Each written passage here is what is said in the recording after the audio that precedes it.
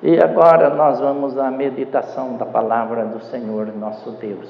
Gênesis, capítulo 1, de 1 a 3. No princípio criou Deus os céus e a terra era sem forma e vazia, e havia trevas sobre a face do abismo.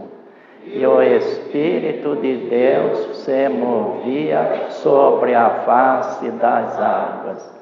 E disse Deus: haja luz, e houve luz. Amém? Que Deus abençoe esta sua palavra, que nós sejamos edificados. O tema para a nossa meditação é Deus e o seu poder criador. Desejo iniciar esta meditação lembrando a definição da palavra abismo, que outras traduções trazem a palavra caos. Aurélio, catedrático da língua portuguesa, explica que caos, nas crenças mitológicas, cosmogônicas, pré-filosóficas, isso está lá no dicionário dele, significa vazio, obscuro e ilimitado, ainda informe, indefinido, que antecede e propiciou a criação do mundo organizado. Com certeza você já ouviu a palavra caos. Quem sabe você já fez uso da palavra caos. É quando tudo está bem organizado? É quando está tudo indo muito bem? Não, É quando tudo está desorganizado, quando está tudo em confusão, quando está em desordem. Então nós usamos. E é isto que a Bíblia está falando aqui. Este é um termo, então, que ele é usado por nós nas circunstâncias desfavoráveis da nossa existência. Quando usamos a palavra caos, expressamos então desarmonia, algo confuso. Mas foi deste caos, deste algo confuso, no princípio criou Deus o céu e a terra, desse algo sem forma e vazia, onde havia escuridão, trevas sobre a face do abismo, onde estava o Espírito de Deus se movendo, pairando sobre a superfície das águas, que Deus inicia o seu poder criativo, dando então origem ao que nós conhecemos hoje como mundo, através da sua palavra, através do seu poder. Ele deu origem ao cosmos, ao belo, ao mundo organizado que nós achamos maravilhoso, o universo. O cosmos é o belo, de onde veio a palavra cosmético. Então é o bonito, o belo, o mundo organizado. O contrário de mundo é imundo. É aquilo que ninguém deseja, ninguém quer para si.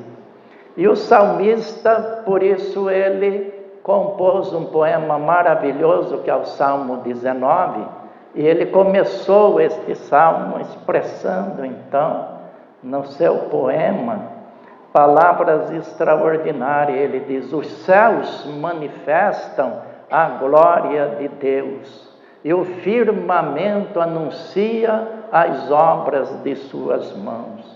Um dia faz declaração a outro dia, e uma noite mostra sabedoria a outra noite. Sem linguagem, sem fala, ouvem-se as suas vozes. E por aí ele vai desenvolvendo o salmo maravilhoso, com certeza contemplando a natureza e admirando e rendendo graças, elogios, honras e glória ao seu Criador. E depois ele vai falar também do meio para frente sobre a beleza da palavra do Senhor, dos seus mandamentos e o que ela representa para nós. Deus e o seu poder, grande poder, Ele é um Deus todo-poderoso, né? Ele criou não só o mundo organizado, mas Ele selou a sua criação. Depois que tudo estava preparado, depois que tudo estava pronto, estava tudo perfeitamente arrumado, estava o verdadeiro Éden, o verdadeiro paraíso. Então Ele selou a sua criação, criando o ser humano, criando você e eu, criando nós, pessoas. E a Bíblia diz que isto foi então no 6º dia da sua criação. Ele disse: façamos o homem à nossa imagem, conforme a nossa semelhança. Ele selou, colocando alguém aqui semelhante a Ele, como seres espirituais, porque Deus não possui um corpo físico igual ao nosso. Deus não é loiro, não é da raça negra, não tem olho azul. Deus é espírito. Foi isso que Jesus falou para a mulher lá na cidade de Sicar, em Samaria. Deus é espírito e importa que os seus adoradores o adorem em espírito e em verdade. Então Deus selou sua criação, criando seres semelhantes a Ele e colocando neste mundo maravilhoso. E diz a Bíblia, lá no jardim do Éden, que Deus os colocou ali, Adão e Eva, para lavrar e guardar o jardim, cuidar, né? E um cientista evolucionista, nascido em 1820, viveu até 1905, seu nome era Herbert Spencer. Ele declarou as 5 categorias do universo. Só que ele não sabia que a sua declaração no século XIX, ela já estava no livro de Gênesis 1500 anos antes de Jesus nascer. Porque Moisés viveu há 3500 anos, segundo a história. E as 5 categorias do universo que ele colocou foi o tempo, a ação, a força, o espaço e a matéria. E em Gênesis 1, nós encontramos a declaração do cientista do século XIX. Então, a Bíblia está dizendo: no princípio é o tempo. No princípio. No princípio, a ação criou. A força, quem criou? Deus criou. O espaço, os céus, e a matéria, a terra. Então, há 3500 anos, o que a ciência tem descoberto, há pouco mais que 2 séculos, a Bíblia já faz referência de maneira perfeita.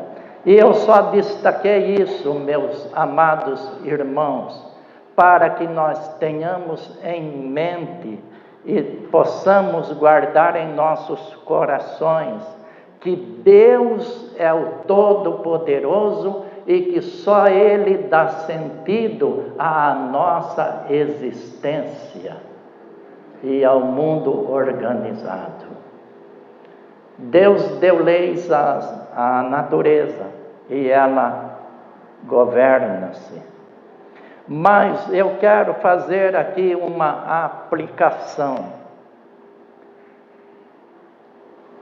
Você já sentiu-se em um caos?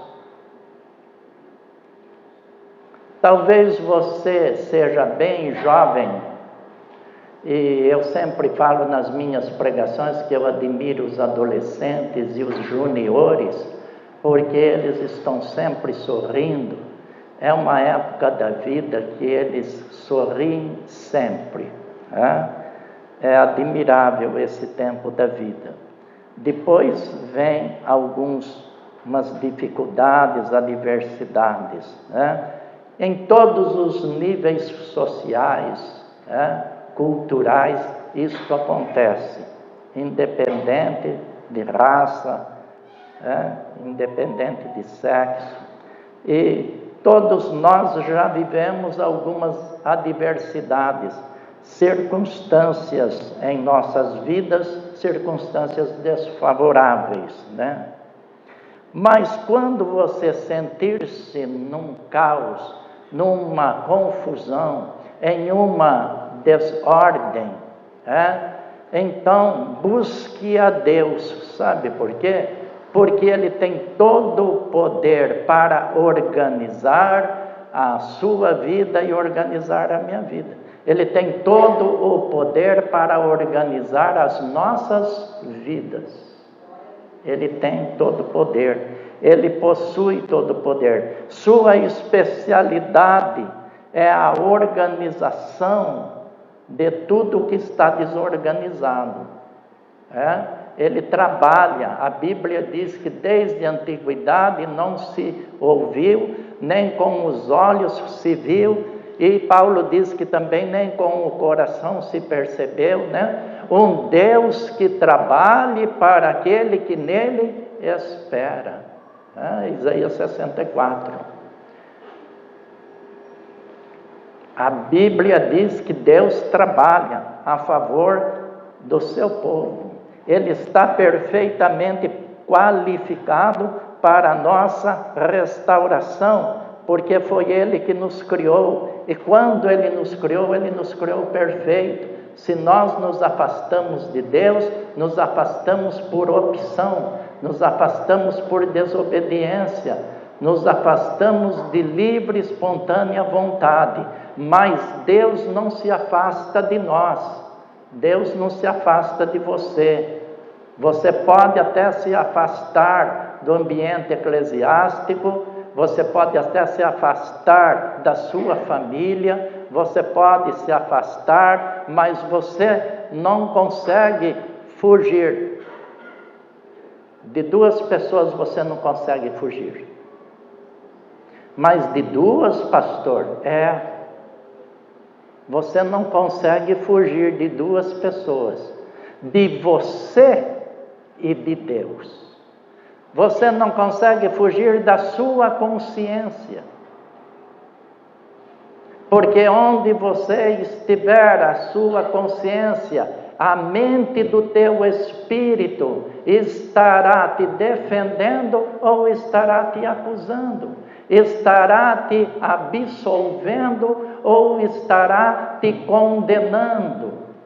Então, da nossa consciência nós não conseguiremos fugir, porque ela é juiz de Deus para o nosso bem, ela é árbitro de Deus, exercendo a sua influência em nosso viver para o nosso bem, para nos mostrar que existe um Deus criador, sustentador. Ele é também o restaurador da vida, e especialmente da vida espiritual e da nossa comunhão com Ele. E Ele também nos acompanha. A Bíblia diz lá em Provérbios 15:3, que os olhos de Deus estão em toda a terra, contemplando os maus e os bons. Aliás, Ele está contemplando eu e você. E hoje Ele te trouxe aqui para ouvir esta mensagem, para ouvir esta palavra. Ele está perfeitamente qualificado para trabalhar em nossas mentes. E Ele trabalha. A Bíblia diz lá em João 5:18, Jesus Cristo disse: meu Pai trabalha até agora e eu também trabalho. Deus não está de férias. E a Bíblia diz lá em Isaías 40:31, que Deus também não se cansa, nem se fadiga. E aqueles que esperam no Senhor também não se cansarão, nem se fatigarão. Você espera no Senhor? Tem esperado nele? Glória a Deus. Ele está perfeitamente qualificado.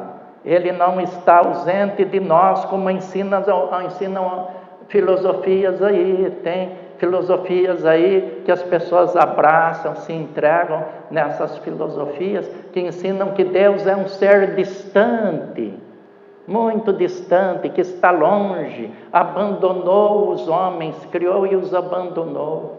Não, isso não é verdade. O versículo 3 cita a primeira criação de Deus. O versículo 3 que nós lemos cita a primeira criação de Deus. E disse Deus: haja o quê? Haja luz. E houve o quê? E houve luz. Esta é uma referência à luz que nós temos, ao grande astro dominante, o Sol, astro luminoso que ilumina os demais. E Jesus, quando veio nos visitar, ele disse o quê? Eu sou a luz do mundo. Quem me segue não andará em trevas, mas terá a luz da vida. Jesus Cristo veio e disse o quê? Eu sou a luz do mundo, para que ninguém fique nas trevas. Aquele que me segue não andará nas trevas, mas terá a luz da vida. Então, nós podemos fazer aqui uma similaridade da luz que Deus criou para iluminar o mundo organizado e produzir as demais criações e criaturas de Deus, e Jesus, que é a luz que veio nos visitar, também para nos iluminar, nos esclarecer, nos ensinar e nos tirar das trevas do pecado e nos transportar para a sua maravilhosa luz, como diz a palavra de Deus. Que Deus nos amou e nos transportou das trevas para a maravilhosa luz do seu amor em Cristo Jesus. Então, meu querido, se você já se sentiu num caos, sabe que Deus tem todo o poder para transformar esse caos. Ele é Deus presente, Ele te ama, Ele se interessa por você. Ele manifestou-se na pessoa de Jesus Cristo há 2000 anos com esse objetivo. Ele nos veio visitar porque Ele sabia que nós precisávamos dEle. E Ele continua entre nós através do Espírito Santo que Ele deixou na igreja. E com a igreja, antes dele voltar para o Pai, Ele disse: eu não vos deixarei órfãos, eu voltarei para vós. Vocês receberão o Consolador, aquele Consolador que o mundo não vê, nem o conhece, mas Ele está entre vós agora, e Ele estará em vós. Oh, glória a Deus! O Espírito Santo da verdade, da promessa. Ele é o nosso Consolador. Então, Ele é, por excelência, aquele que vem para trazer luz ao meu e ao seu coração, para tirar para fazer com que todas as coisas desagradáveis, toda sombra de trevas e de morte sejam retiradas da nossa vida. Retiradas, né? A Bíblia diz, daqui a pouco nós estaremos já ouvindo as músicas de Natal, ou já estão ouvindo. Eu sei que o comércio está todo aí equipado, né? Com tudo para as programações de final de ano. Mas a Bíblia diz, lá no profeta Isaías, que o povo que andava em trevas viu uma grande luz. E sobre aqueles que habitavam na região de sombra da morte, resplandeceu a luz. E o profeta estava falando, sabe sobre quem? Jesus Cristo, o Filho de Deus. O povo que andava em trevas. Tem pessoas que vivem nas trevas do pecado. Certa vez a professora, querendo brincar com a aluna dela, porque a aluna era crente, a professora se aproximou da aluna e perguntou assim, você é crente, né? Ela disse, eu sou, graças a Deus. Então, fale para a classe onde fica o inferno. E a menina disse, no final de uma vida sem Jesus no coração. O final de uma vida sem Jesus no coração é um verdadeiro inferno. Tem pessoas que morrem gritando que vão para o inferno. Tem pessoas que estão no hospital, às vezes não conseguem partir. Eu já fui chamado, sendo pastor, para no hospital da extrema unção.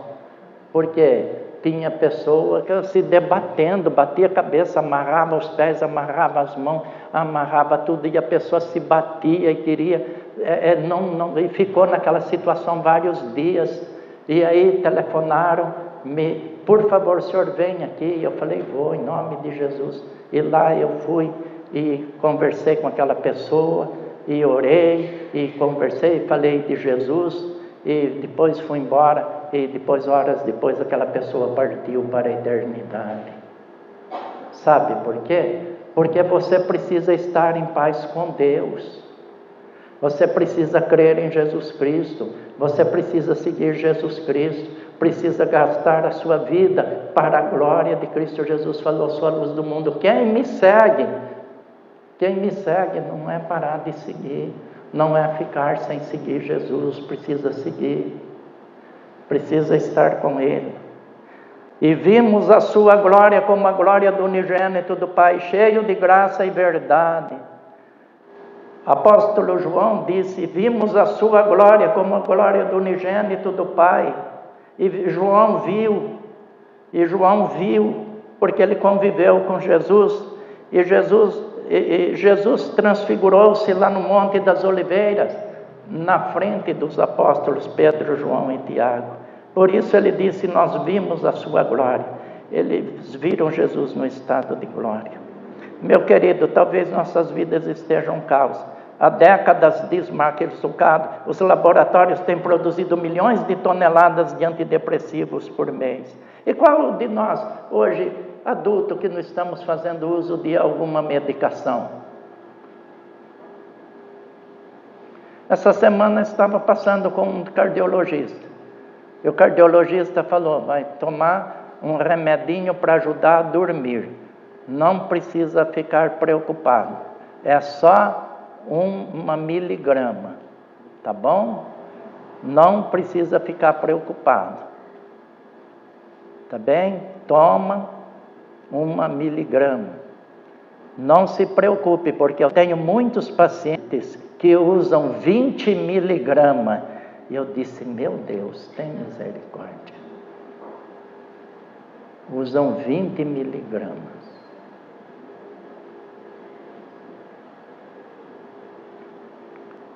Então, meus queridos, nós somos uma sociedade enferma. Nós somos a sociedade mais ansiosa dos tempos. E agora, com a pós-pandemia, ficou tudo mais difícil.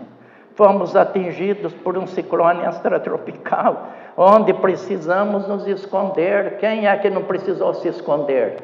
O que orientava nossas autoridades? Fique em casa. Fique em casa. Teve gente que se trancou no quarto. Fique em casa, no subterrâneo. E tem alguns que ainda não saíram, ainda estão... entraram na caverna e ainda estão escondidos. Ainda estão escondidos.